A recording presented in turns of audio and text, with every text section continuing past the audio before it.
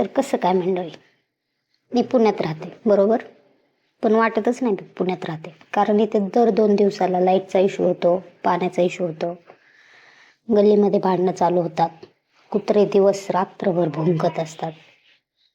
वाटतच नाही की पुण्यात राहते, कारण गावाची कमी जाणवतच नाही. फील येतो की गावातच राहते की काय, कारण गल्लीतल्या लेडीज भांडणं करत असतात, त्याच घाण शिव्या देऊन.